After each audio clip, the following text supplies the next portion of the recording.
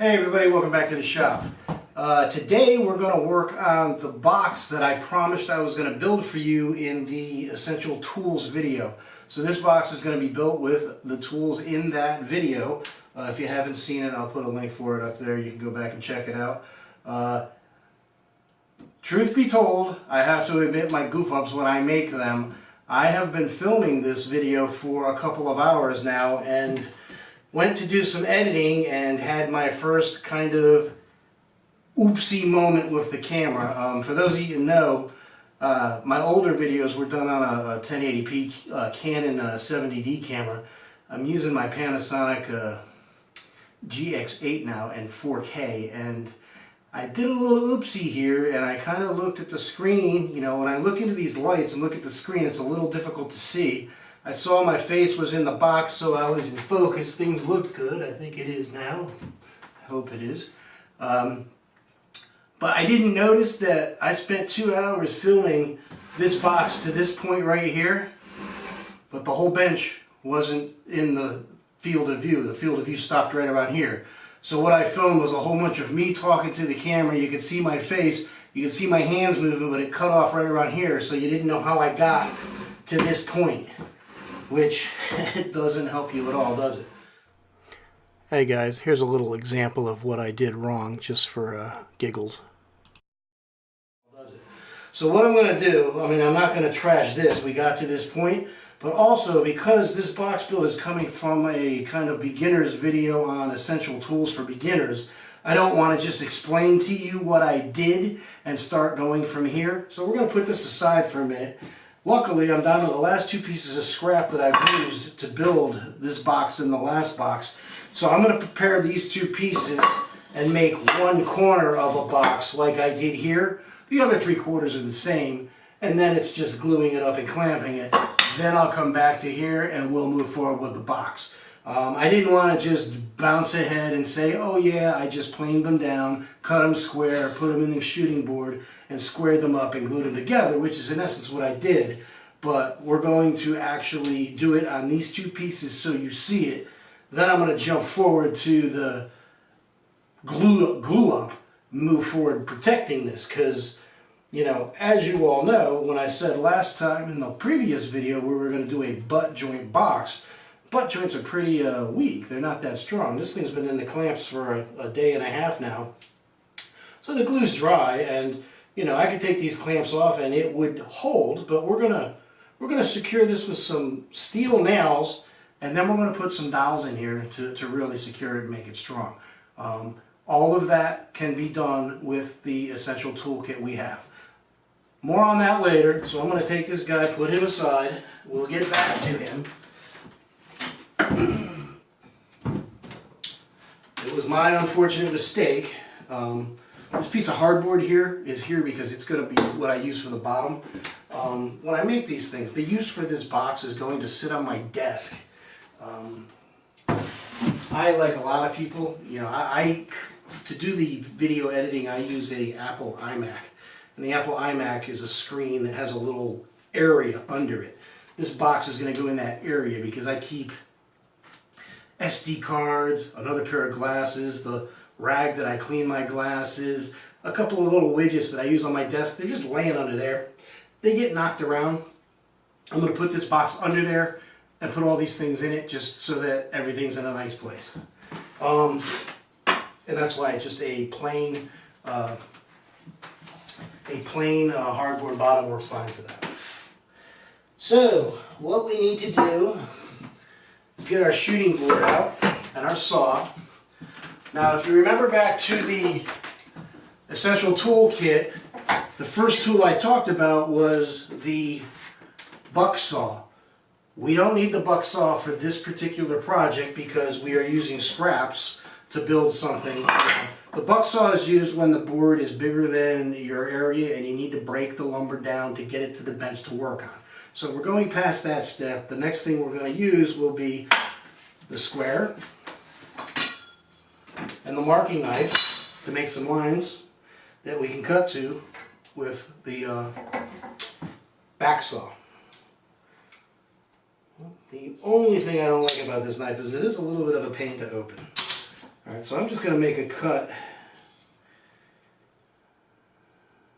Just going to make a cut without a line here, right at the edge, just to clean this up a little bit. And actually, let me show you something.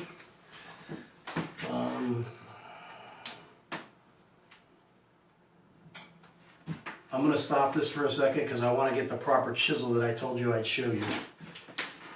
Okay, sorry about that. What I wanted to get was a couple of my Nerex chisels. I know I popped up in the essential tools that these are the chisels that I think are probably the best bang for the buck price-wise. You can get these in sets of 4, 6, even 10.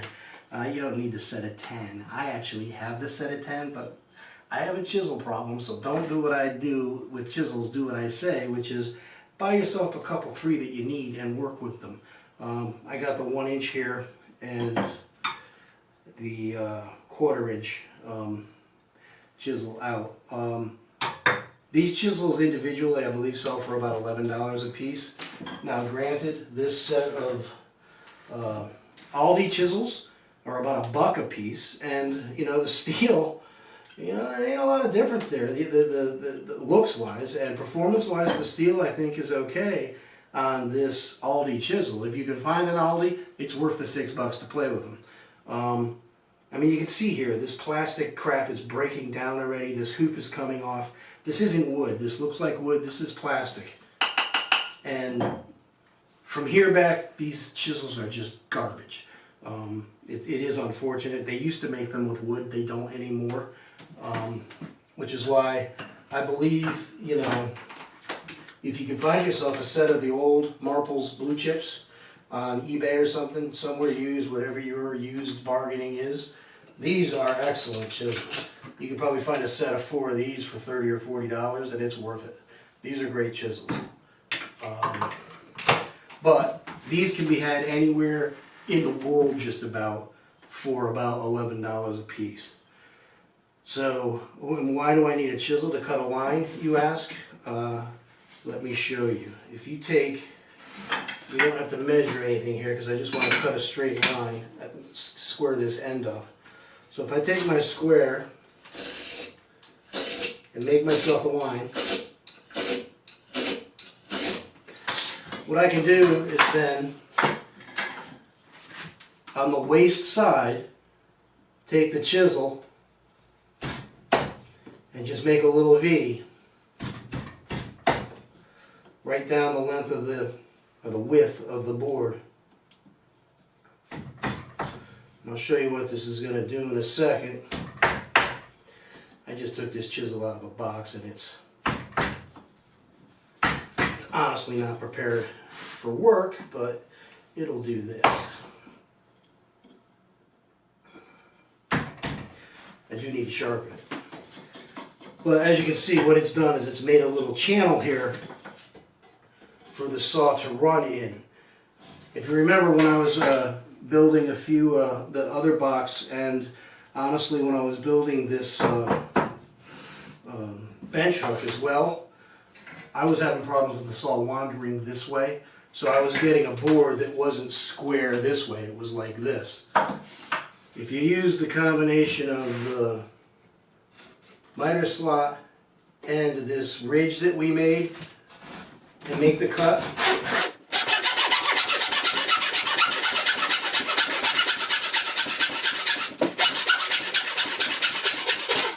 a good sharp saw won't fight you. I'm going to use this square here because I don't have available the square from the Essential Toolkit, but this one's just as cheap.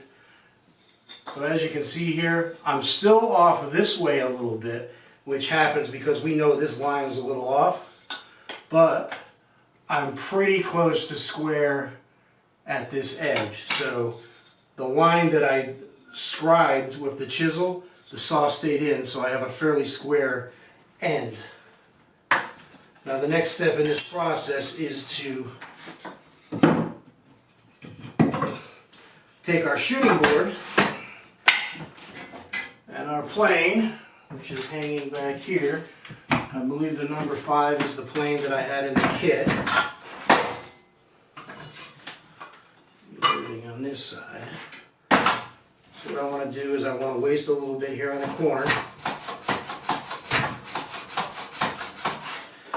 Flip it over. And then putting pressure this way and into the plane.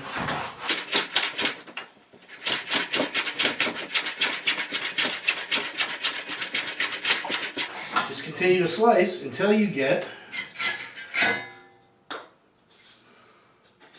you can see I'm not there yet. I have a gap on this side, but I'm pretty good that way.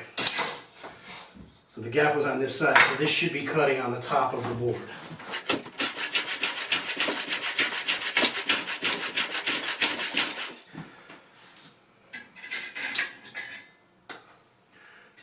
And there we have it. We're pretty much square now.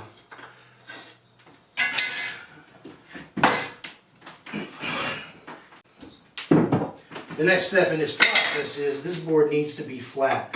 Now we don't have to be, to build a box, we don't have to be so flat that it's going to stick to the bench flat. I know Rob Cosman on his videos, he makes them so flat that it'll actually suction friction to his tabletop, to his table saw top. We're not looking for that here.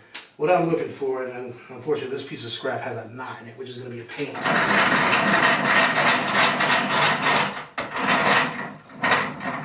But what I did for every single piece in the box that I glued up, I took my same number 5 plane,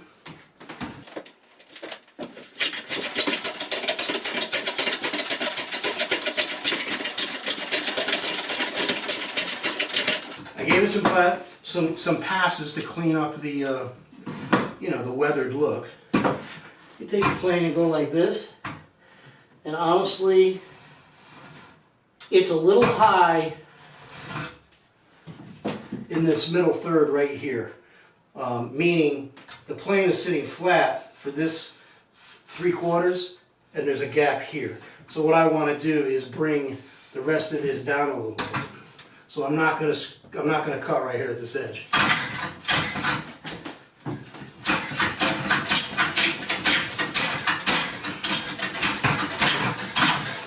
Then I'll do one cut on the edge and all the way across. That noise you're hearing is this knot. The knot doesn't want to plane very well. And that's pretty good. Same thing on the other side. And actually, this board does not have a knot, so let's do it. Even though it's bigger, it'll be a much easier board to plane because she's not free.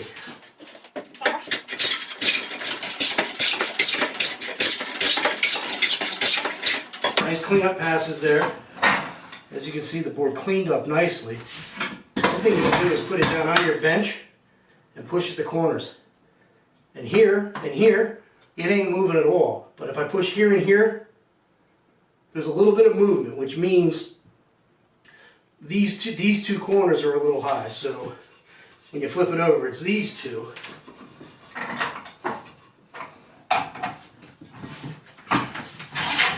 So I'll do a couple of passes along that diagonal and then go down the whole length. And you know what? It's worse. I did that backwards. So let's, you know right away if you do the wrong side. Hey, I make mistakes too. Let's go this way.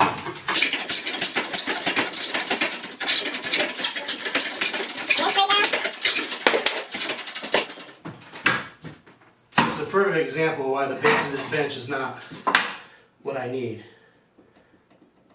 It's actually still wobbling. Sometimes it takes several tries to get this right. I knock on the ground. So these are the high sides right here. I'm going the right way now.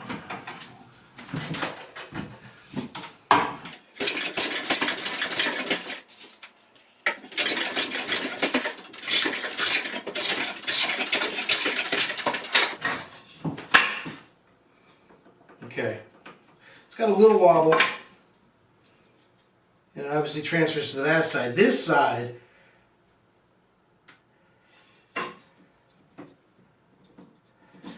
actually we want to clean up.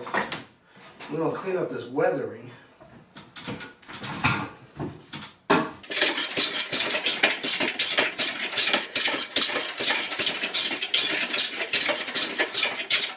And this side has an actual hump in it. So the center of the board is higher than the two ends. So I'm going to run 3 passes right down the middle.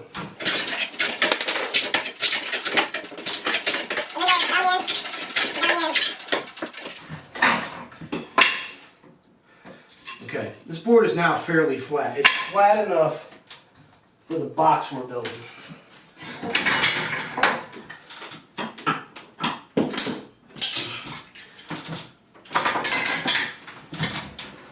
And I will tell you that without a doubt, I am actually going to be doing some work on my house the next couple of weeks where I got to replace a floor. And while I'm doing that, I'm going to actually do a review of the Ryobi 16 gauge brad nailer that I mentioned in my Ryobi video that I was going to purchase. I have it, I've been using it, I like it. I want to use it doing the floor trim in this room I'm doing. I'm going to video that and then we'll talk about it. But when I'm done with that floor, I'm going to build a base for this bench because you can see how unstable this bench is. So anyway, we flattened this corner here, this edge, and this is flat. Now obviously there's a miter here. The long ends that are getting butted to this way really don't matter. You know, because you could clean that up. Now obviously the miter looks ridiculous. This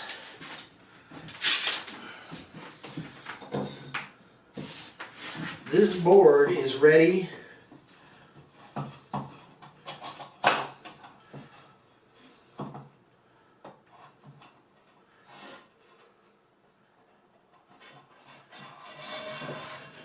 using that long clamp was a mistake. They're the ones on top, so they're the ones I'm grabbing. Right now you can see, because I clamped at the top, there's a gap at the bottom. In building this box, that happened continuously on this build. Not a problem. The clamps bring everything back together and the glue holds it. That's the clamp pressure making that off that much. That edge was not off by that much. You can see it closed up there nicely. So that is what I did to all 4 boards, what I did to this one, to get us here. So what I'm going to do from here now is I'm going to stop filming tonight. Tomorrow we're going to unclamp this. Maybe later tonight if I feel the energy. We're going to unclamp this. We're going to put a bottom on it. The bottom will obviously hold the bottom end of the box pretty secure. Then we're going to put some nails and some dowels in to secure the rest of the box. And it'll be done. Like I said, for hundreds of years boxes were built this way. Butt joint joinery is not as strong as dovetails, finger joints, dados, any other type of locking miter joint, even a miter joint like this. They all have a little bit more strength, especially if you put a spline here. But, you know, for many, many years, boxes were built this way with just metal nails, you know, stronger nails with heads on them, and some of them were ring nails like they used to build pallets now. You know, if you ever try to take a pallet apart, you know how hard it is to get those nails out. Those type of nails in here would hold this together very well. I'm not going to do that. I'm going to put finished nails in here, dry some dowels in it, and then paint the thing so it looks good in my office. So that's the next time. We'll get that done tonight or tomorrow. Okay, hey everybody, welcome back to the shop. It's the next day. I got my lucky green shirt back on, so let's hope I don't screw things up with the camera again. As you can see, I've got our box out of the clamps. We got no bottom yet. It's glued up.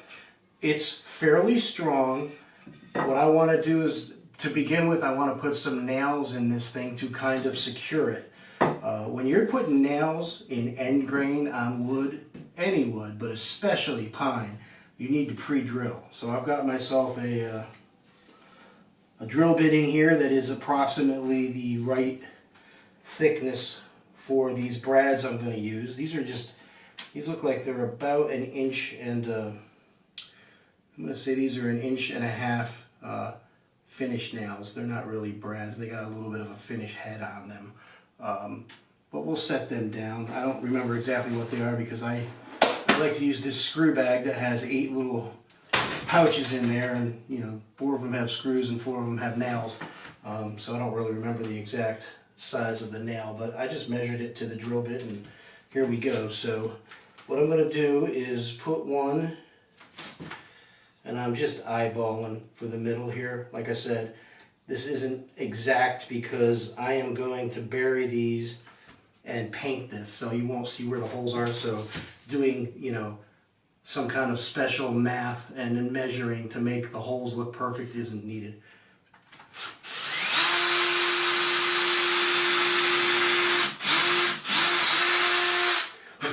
And I have fixed this bit to be the depth that I want to go compared to the nail. The nail is going to have about 1/2 inch more to bury in. So as I set this nail, it's going to go down fairly easily. The last 1/2 inch it will set itself, and then I'll set the head.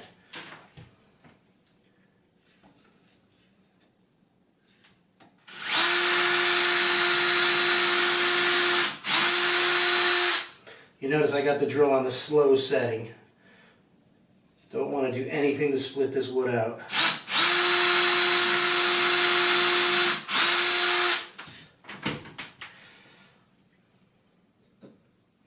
As you can see, the nails kind of go into the hole fine. We don't want to be driving the nail through. That's a little loose, but it's okay. I don't want to be going through this here and splitting this wood out. Now we take our hammer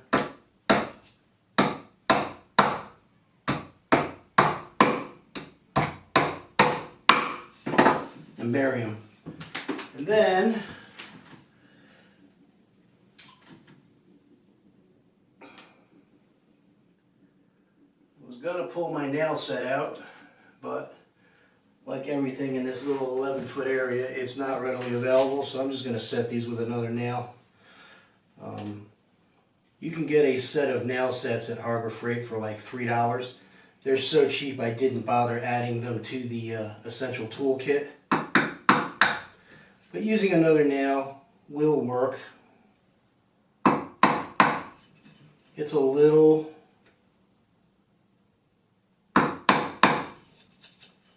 difficult, but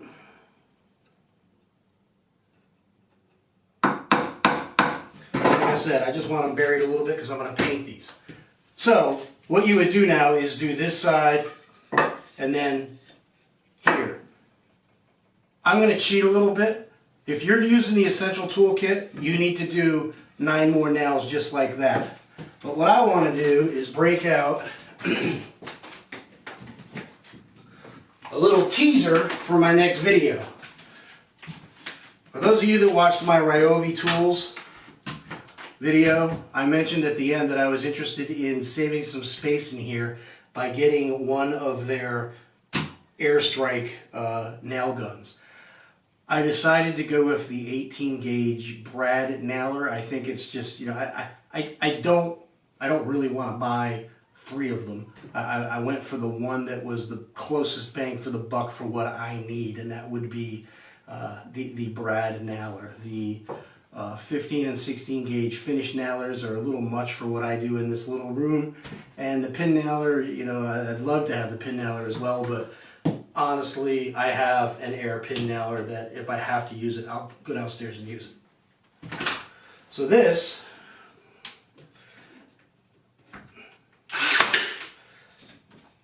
as you can see, and I don't know if you heard that, there are people that are used to using air guns.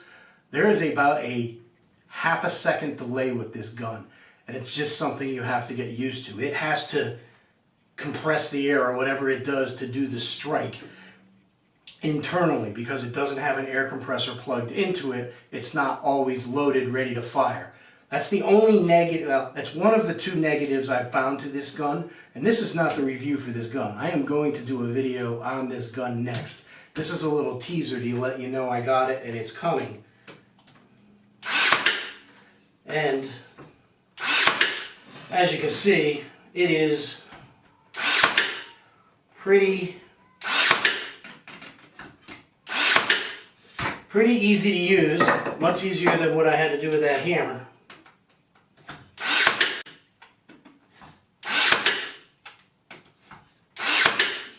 And the heads are set. Now, I could put a bottom on this box and we could call it done. And like I said, if you don't have a tool like this, the other 9 nails, just do it the way I did it with the hammer. So this is still definitely a beginner's tool set. I just did this to tease the next video, plus to speed things up a little bit to get me moving here. So the next thing I want to do is in between each nail, I'm going to drive a dowel. And that is really what's going to provide the support to this box. And there's 2 different ways you can do this. You can go to the home center and you can buy these 3-foot lengths of dowel rod in multiple thicknesses. This is, well, we have a sticker here so I can tell you. This is 3/16, so this is pretty thin. But it actually looks like a very good size to use for this. So I'm going to use this. If you don't want to go to the home center or if you want to get a multiple pack of different sizes, I found this at Walmart, and this has square dowels, round dowels, different sizes. It's a 40 pack. It was under $5. You got 40 foot of dowel in here of different lengths. It's in the craft section at Walmart. When I saw it, I immediately picked it up because I could easily pick and choose what size I wanted to use for this, and out of one stick, cut the wooden nails, the dowels I would need. But for us now, what we're going to do is I'm going to pull my 3/16 drill bit and chuck it up. And now I am going to be a little bit more cautious as to where I put these holes because I want to be as close to center as I can. So let's take our square, and I am going to just eyeball center, but close enough. Just to mark center, that's all I need.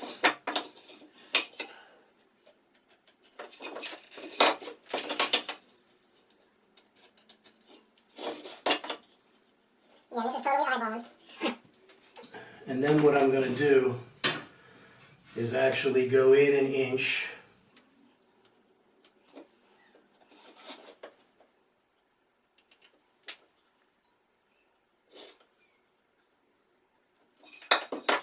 I almost did it right.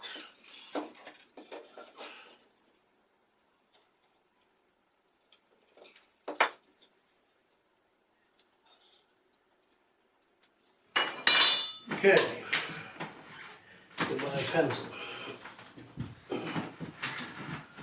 So now I also want to measure how deep I want to go. We want to go the 3/4 of an inch and then another 3/4 of an inch. So we want to be into this thing a good 1.5 inches. So what I'm going to do is take a piece of painter's tape.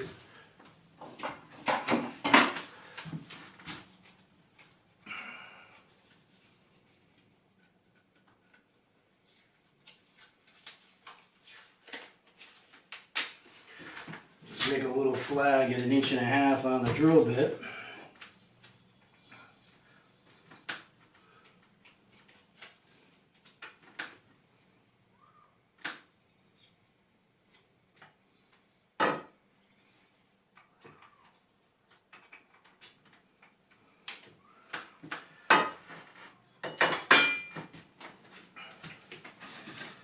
And then drill the holes. We have a cross section here.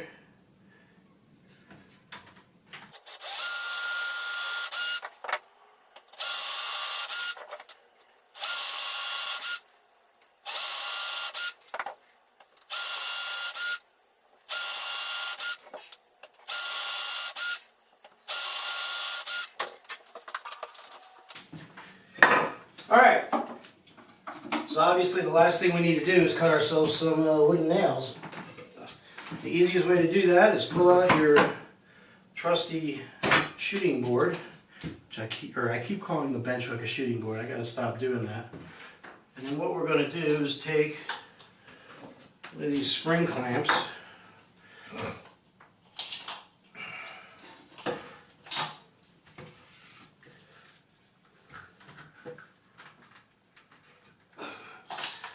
We're going to fit at 1.5 inches.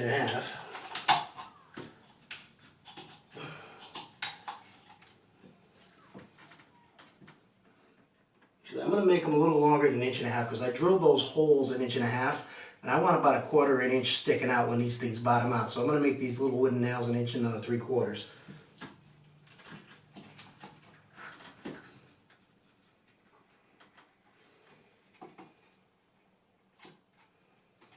Perfect. I will turn this sideways so you can see what I'm doing here. What I'm literally doing is just moving the dowel rod up to the clamp.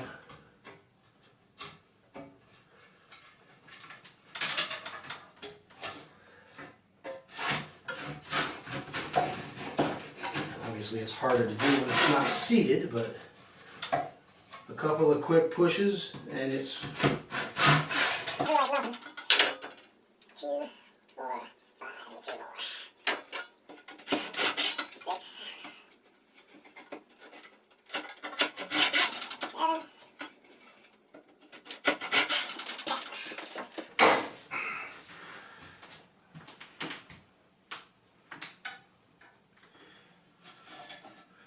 There's our 8 dowels.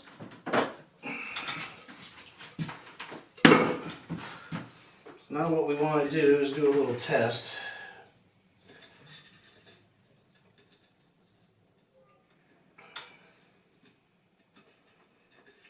And they will go in, but they're very tight.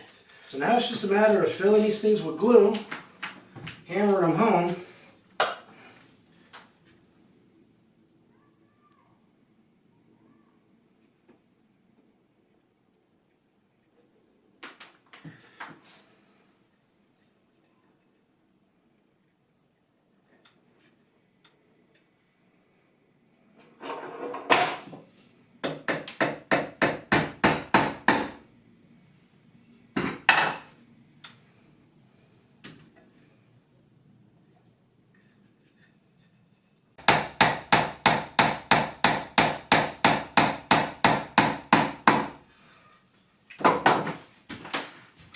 So there's 4. Now as you can see, these things as they're sitting in, they're tight. They're tight in these holes and they're into the other end. So once this glue dries, this will be now a solid box. So even though it's a butt joint, it's going to have a good solid structure to it. And you know, for what I'm going to do with it, which is literally put it on my desk and put some SD cards and, you know, glasses in. You know, the only wear this thing's ever going to take is me pulling on it like that. This box will last me, you know, until I'm sick of looking at it on my desk.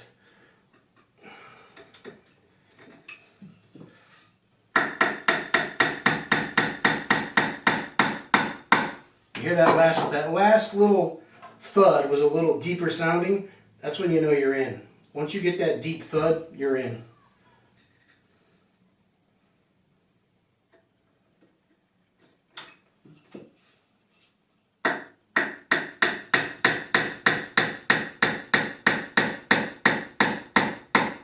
There you go. Now while this glue is drying, I'm going to put the bottom on as well, so that in the morning I can quickly clip off these extra parts and call this box done. Okay, I have my crappy piece of hardboard here. I'm going to put the rough side out because I think I'm going to put some piece of felt on the bottom of this later, and the shiny side in, which I'll probably paint. What I'm doing now is I'm just taking a block plane and kind of cleaning the bottom up a little bit, getting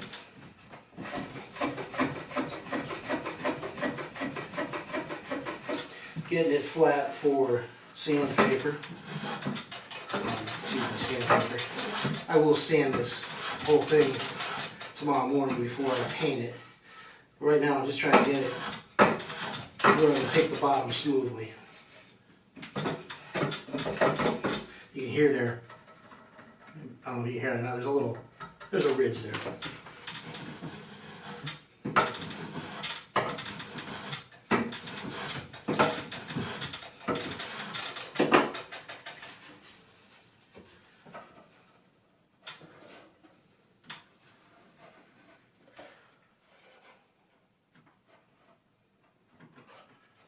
Okay.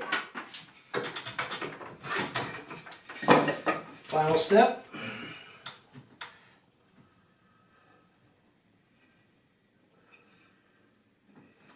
Can run a bead of glue right around this whole thing because this hardboard is not going to move, so we can glue it right down tight. And this glued to the bottom here will give structure as well to the bottom half of this butt joint at least. The top half the dowels will handle.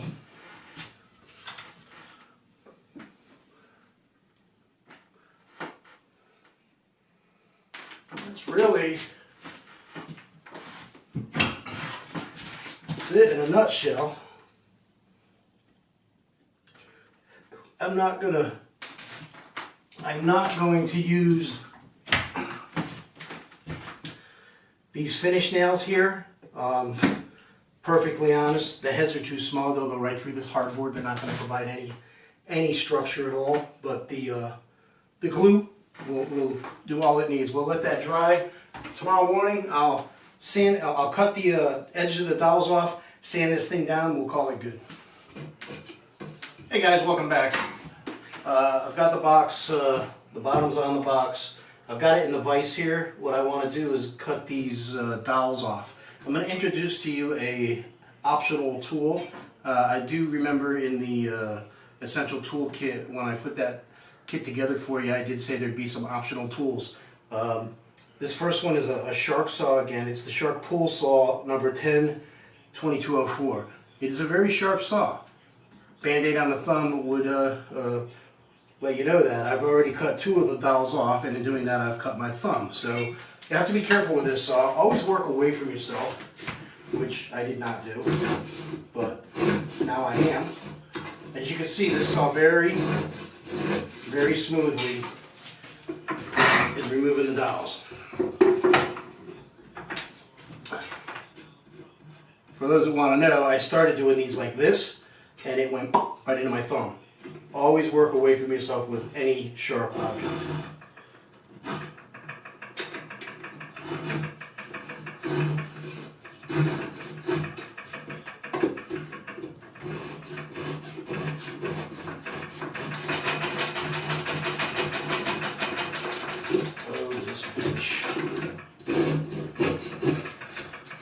Sanding is the next step for this box. I'm going to start sanding it, and then I'm going to end this video, because what I'm going to do is do a second video about finishing this box. Honestly, this video is getting a little long, and I'm afraid I'm losing people from watching this. So I'm going to end this video as I start sanding it, and I'm going to pick up a new video where I complete sanding it. And